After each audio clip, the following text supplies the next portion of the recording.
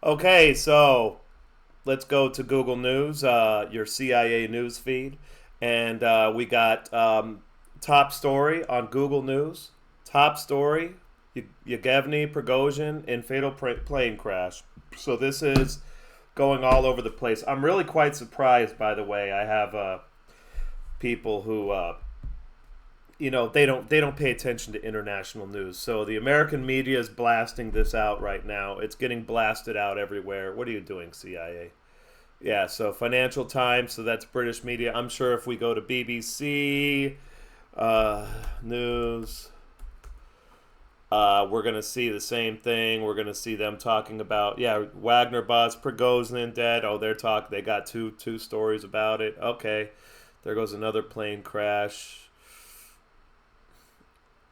So that anyway, so British media is talking about it, so they're loving it. So this is interesting to me. So what I want to make this video about here is this just happened. The speculation is going to be running rampant. I mean, just lately there's been a lot of chatter about Prigozhin, and then there's something going on with Surovikin. There's so many rumors going around. So maybe there is something going on internally in Russia. That's possible. Uh,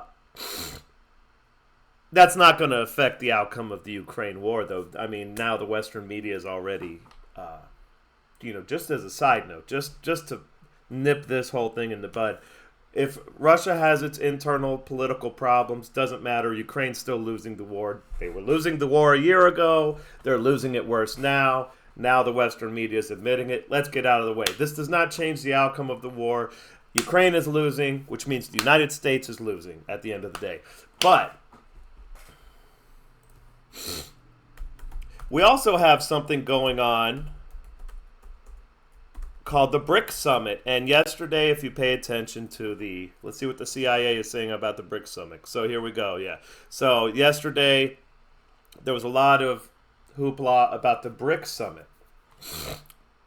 Now, I've heard a lot of rumors that there has been an effort to subvert the BRICS Summit to try and take some of the media attention away from the BRICS Summit. Now, in the days and weeks leading up to the BRICS Summit, there was a flurry of activity with the United States engaging in all sorts of subversive diplomatic moves, and the one I heard about, which was good, which was the United States offered to allow Saudi Arabia to develop nuclear weapons. In other words, they would get out of the way as long as they don't go into BRICS or whatever. So there's been a flurry of diplomatic activity.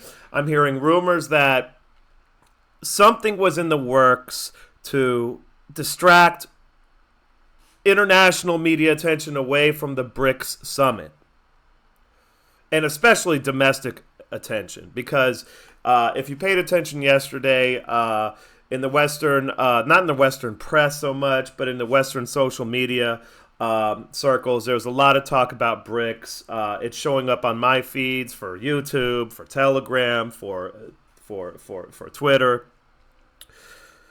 and they want to do everything they can to put a damper on the media attention. The Brits and the Americans especially. And of course, my people, the Germans, they just do whatever they're told by the Brits and the Americans. But that's a different story. So, my speculation on this, where are we at? 4 minutes. Let's try to make this around 5 minutes. My speculation on this, it was in the Tver region, just outside of Moscow. We know we have a lot of sabotage assets, especially from the Ukrainians, but also probably some American and British sabotage assets. Okay, you have the BRICS summit going on. It's day 2. Day 1 went by yesterday. It's day 2 today. I guess apparently today Xi Jinping actually shows up. Is there actually a picture with Xi Jinping? For some reason, Xi Jinping didn't give his... is that Xi Jinping? Looks like him. Yeah, it looks like Xi Jinping. So for some reason, Xi Jinping didn't make the speech yesterday. His foreign minister did it. And they were hammering on America without calling out America by name. They were basically calling out America. Let's just be real. But anyway, this may be my speculation here, and I'm only making this video like I make most of my videos, so so I can say I told you so, and if I'm wrong, I'll own up to it. This was... Oh, there's one more thing. There's one more thing going on. Let me pause it for a second. Let me just... okay, stop it. Zelenskyy is on a tour of Europe. And as we recall, last time Zelenskyy did a tour of Europe, it was obvious that he was trying to avoid Ukraine, because especially Kyiv, because he feared for his life, because there was a major sabotage event then. I think it was several months ago now. And he and it was and his trip with Europe was obviously coordinated to this sabotage event. And what event? It was some major sabotage thing that happened, and Zelenskyy, like a coward, went on a European tour and stayed out of Kiev for a couple weeks, maybe a week. And looky here, Zelenskyy is on a tour again. So my speculation, my thesis here, just to make this short and simple, is that this was coordinated by Ukraine with the help, of course, of the United States and Britain, I'm sure.